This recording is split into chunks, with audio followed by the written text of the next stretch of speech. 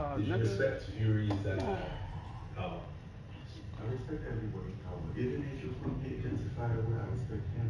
I respect his power. Everybody is a danger.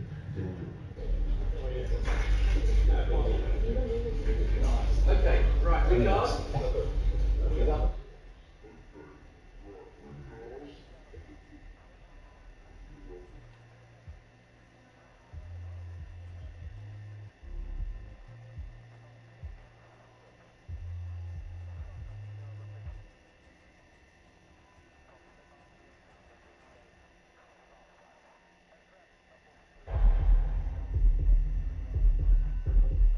We saw.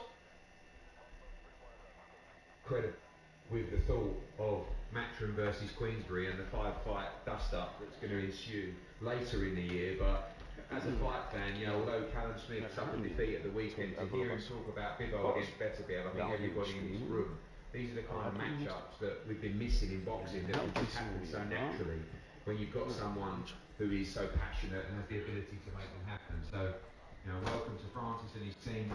And Anthony and you know, talk about these potential matchups in the heavyweight division. And like I said, if you can imagine the winner of this fight facing the winner of Fury against Usyk, and it's been a long, long dream of Anthony's and all of the teams to become undisputed champion. I know his focus is just on Francis and Arnold, but to have those opportunities is incredible. And you know, get ready for an unbelievable event that you know these guys are taking care of on February the 17th. Fury against Usyk, Joshua and Garner, all within 3 weeks of each other. Just incredible opportunity for our sport, and thank you for the passion and the vision. It's an incredible place. With thanks to Rio TV and everyone who's put this together for the place.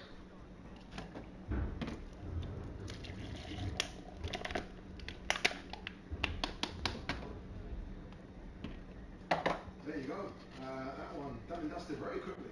Very quickly. I needed a bit more. I wanted more. I wanted to hear more from Ngannou and AJ. But this is it, right? I guess talk is cheap and they're going to throw hands March 8th live on. But there's another, that's a Friday as well. So again, mark the calendars. That's a Friday. And look, on that very quickly, I've always thought that MMA, boxing, whatever, it should be every day. Like every other sport. I hate that the fact that it's just a Saturday. I grew up on ESPN Friday Fight Nights. Fighting should be every single day of the week, so I think it's a good thing that it's on Friday. I agree with you. We've got some Thursday events. I'll fight any day of the week. You know, you boys know me. Yeah. If there's a fight to be had, I'll be watching or getting involved. I agree. You know, especially with all these fights being made, we don't want clashes. Like this is going to be a massive Friday night event. It's going to make room for the weekend. There's going to be big fights on the weekend as well. But this is going to cast a shadow over everything. I really want Ngannou to remove. Look, I love what he's wearing. As an African as well, I think it's fantastic. He's wearing African attire. But I want to see the size of him. I want to see this size comparison to AJ. He is a unit, isn't it? You were saying that. I mean, look, the recent live with AJ, but he's a solid unit. He's a lump, Ngannou, and for me, tactically, he has to impose that size, that presence from the off. He needs to try and get close. Here we go. This is it, right? Come on, get a bit closer, gentlemen. Don't be afraid. Come on. You're right. I mean, AJ, you play what, inch and a half taller? Tiny advantage in height, but the depth of Ngannou is ridiculous. And if you remember, it was Fury that eventually managed to get him to take his shirt off on the stage in Riyadh. It was, yes. He's not much for taking his shirt off, which I don't blame him. He's, you know. I would buy that because he does pop off all the time. But I mean, it's going to be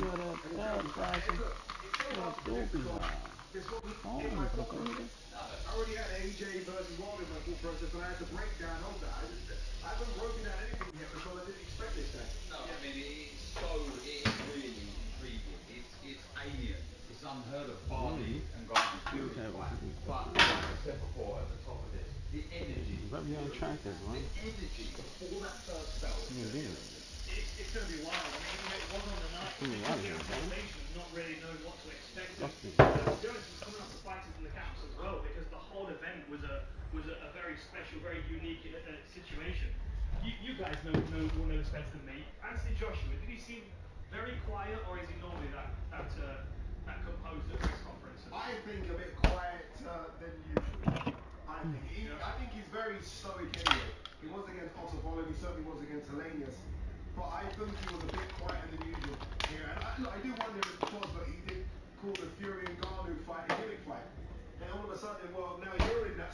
you've got to make sure that you make this look a lot easier than Fury did, mate. There's going to be huge pressure. You know, that ring walk, when he makes his way to the ring on fight night, he's going to be nervous because there's going to be an awful lot of pressure. There's a lot riding on it. The pressure as in you have to not only win that, but you've got to look. It's in the cage.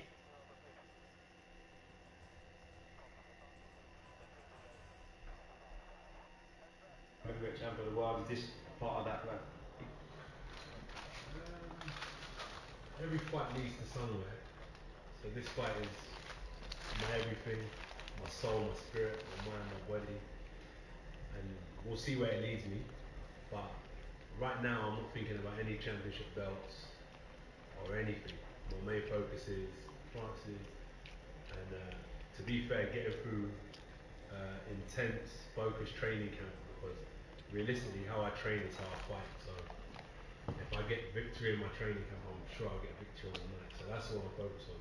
Right now we're going to put the belts on hold, but my main focus is getting through training camp and getting to the fight successfully. It feels like you and Ben have really gelled this through the last camp and through now. You know, people are saying, I know you don't like to hear people say, oh, it's the old AJ is back, etc. What is it like working with him, and how have you found that going into this fight? It's really good working with him, the whole team at the academy. They've helped a lot. Still speak with Derek James in the States. But being home and having someone just as good, I'm just searching for greatness, really. Continuously searching for greatness, how I can elevate myself, push forward in every aspect of my game, and this is just another challenge. And during these challenges, I find out so much about myself. Even though I already know who I am, I know I'm gonna discover some new things about myself, but things that can take me to higher heights. No doubt. Now, before his boxing debut, he was an unknown quantity. Now you've seen him for 10 rounds. You know, there is footage of him online you can actually look at and watch now. What does he bring to the table that you've got to watch out? I won't say too much, but he brings 2 arms, a body, like every other fighter does. But it's just his mind that's different to everyone. Everyone has their own unique, like, they're unique in their own way. But in terms of the frame and the makeup of someone, he's seen people like me, I've seen people like him many a times before. But it's just his mind that I have to conquer in the ring. You have to take someone's soul, you have to take their spirit. And I'm looking forward to the challenge for sure. And that's it really. It's going to be good. It's going to be explosive. Got many ways to skin a cat. I can counter punch, he can counter punch. We can both box, as he's proven himself too.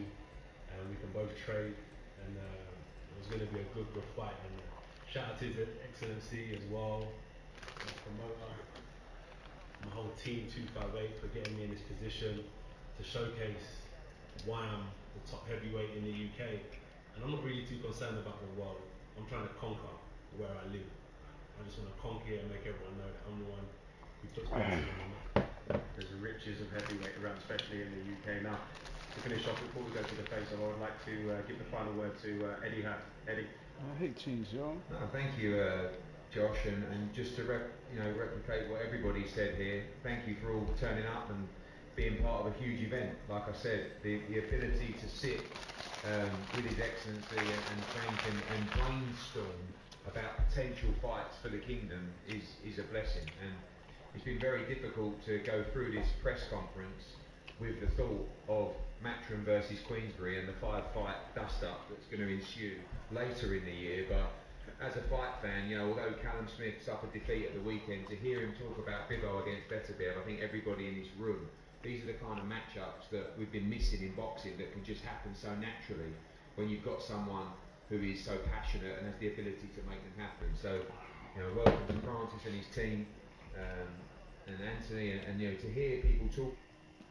And I was like, what's next? And this is the opportunity. Obviously, it's a must-win. The most important thing is to win this fight. But in the back of your head, are you thinking about outdoing what Fury done? Are you going to look for the knockout? If I'm honest, not at all.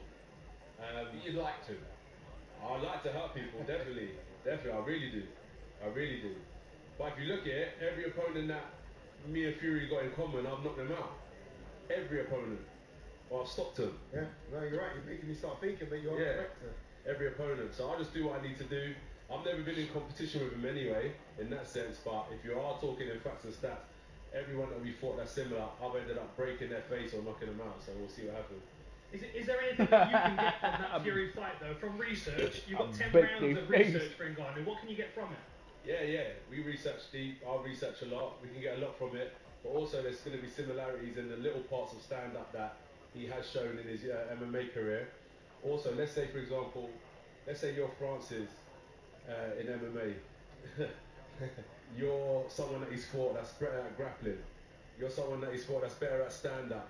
So what I tend to do is look at how he's performed against a better stand-up opponent than someone that's grappling. Yeah. So there's a lot of information that you can get from other opponents that he's fought in MMA as well. Doing MMA research as well. I like to hear that. Cyril Garden's the guy for stand-up, by the way, if you're looking for someone, bit of research. And final one, I know you've got to go, you've got so many obligations to do. It will be 4 fights in 12 months.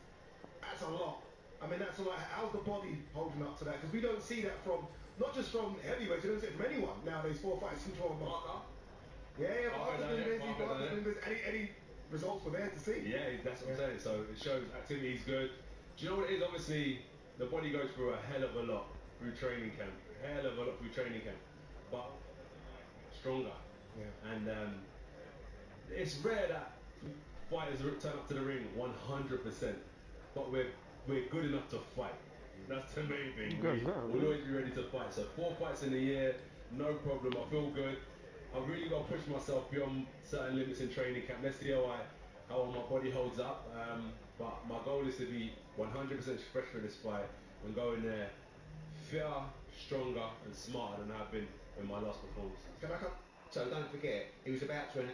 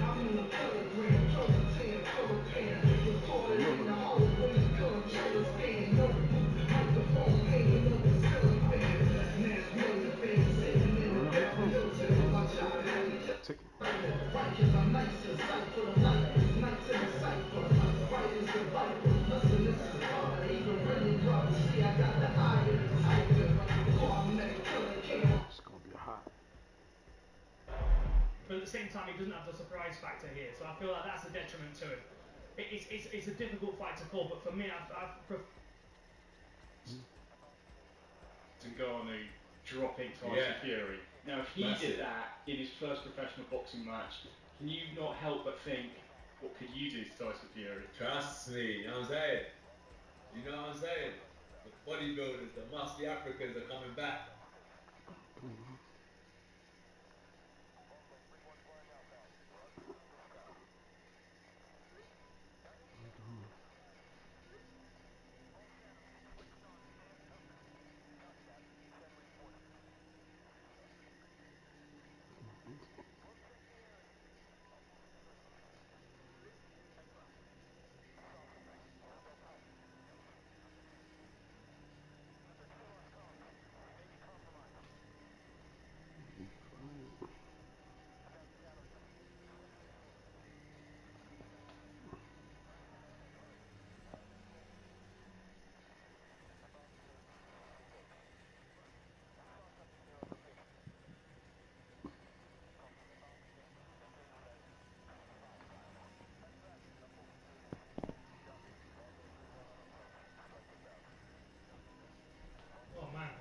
honestly, I give him a higher percentage than I did against Fury.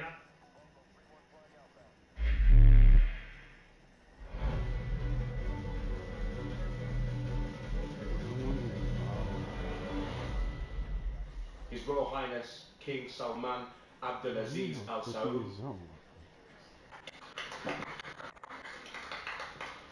The Crown Prince Mohammed bin Salman,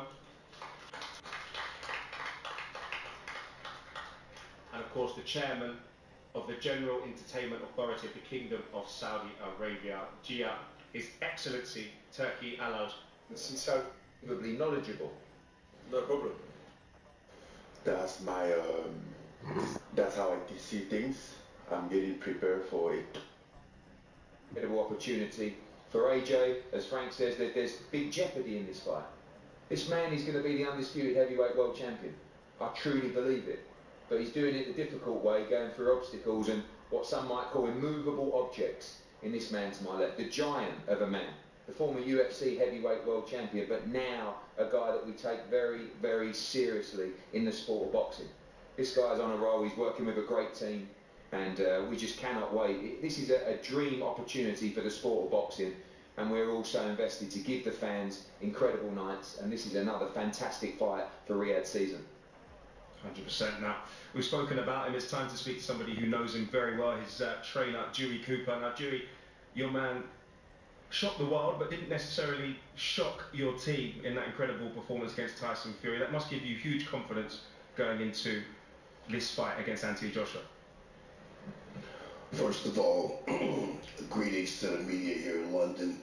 Assalamu alaikum to your excellency, Turki Al-Sheikh. It was no surprise to us, the Tyson Fury fight. We told you all from day one what was going to happen. And the same thing applies here.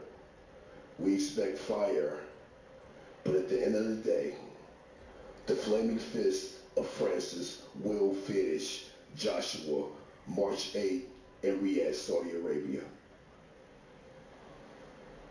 Nice and succinct. I enjoyed that. Now let's speak to Francis Ngannou. Francis, your pre-fight confidence was vindicated with your performance against Tyson Fury. Now, when you said you left the UFC to have the biggest fights, with the biggest paydays, the biggest purses, on the biggest stage, it doesn't get much bigger than this, does it?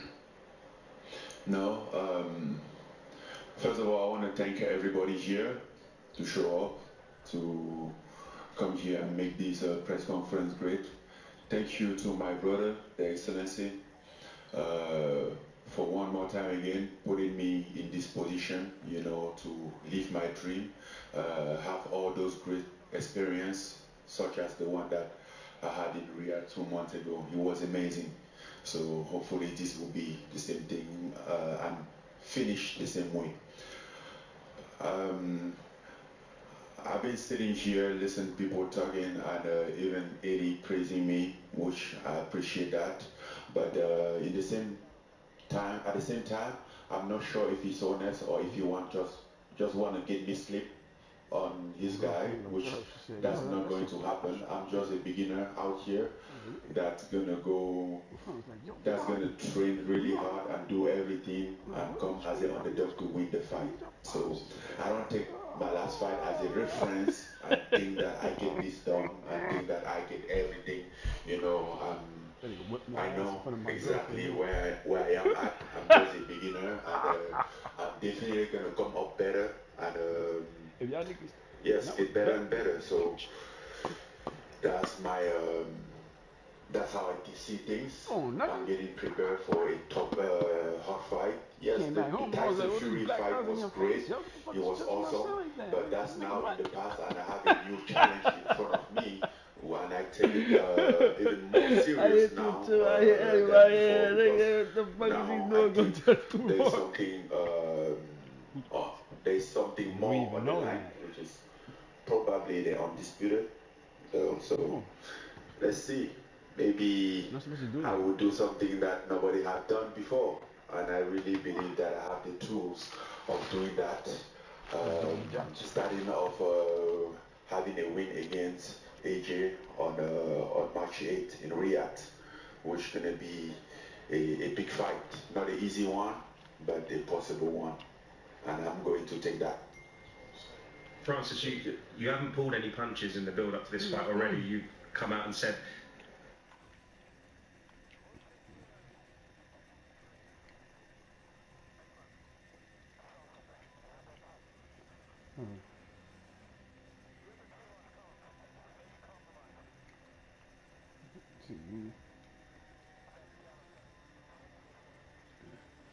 Good.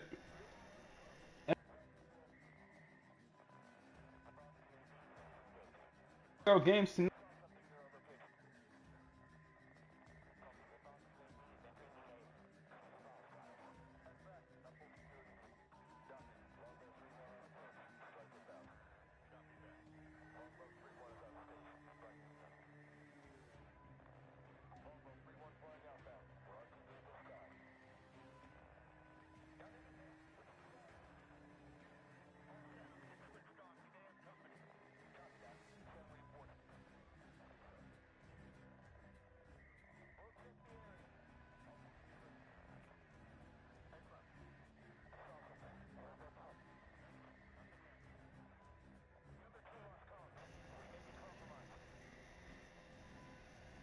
Patriot fans, unloyal.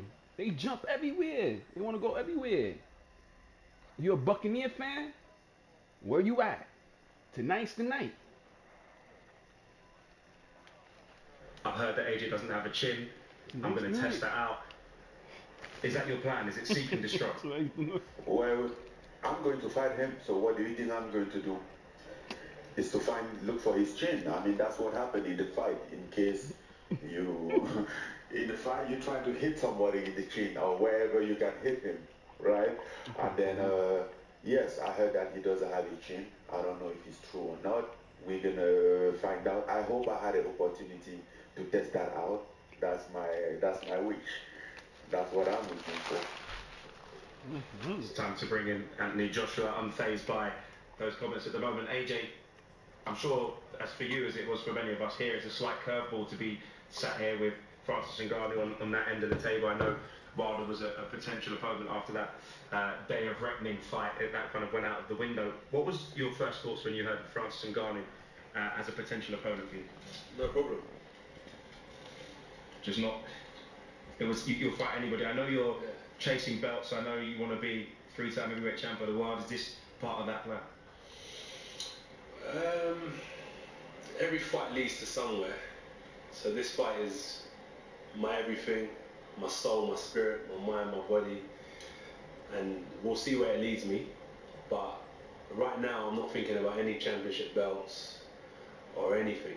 My main focus is front.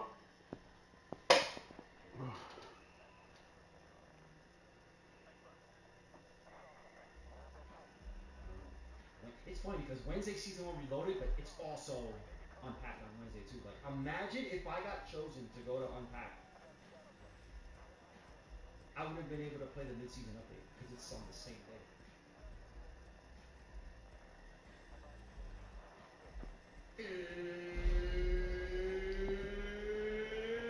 It's time. It's all good though. Tomorrow, I mean, I was supposed to stream yesterday, but I sat at my desk and I just like fell asleep. I fell asleep literally all the way until Merc went live. And I just said, fuck it. Tomorrow, today's a holiday. I'll go live like all day. Tomorrow's gonna be a rinse day. Gotta rinse for Wednesday. Gotta rinse for Wednesday. And then I'm not saying this is gonna happen, but if the wins in Warzone you have now count toward the 30 wins for the nuke, I'm almost.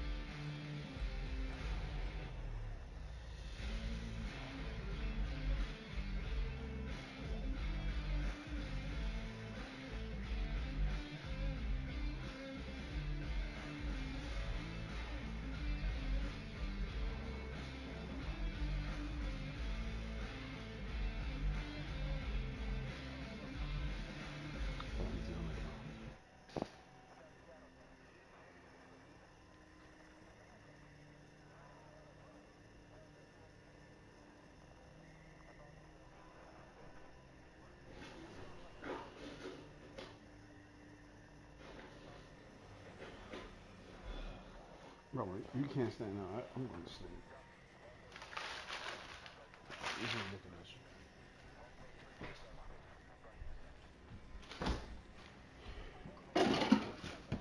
I'm going to sleep.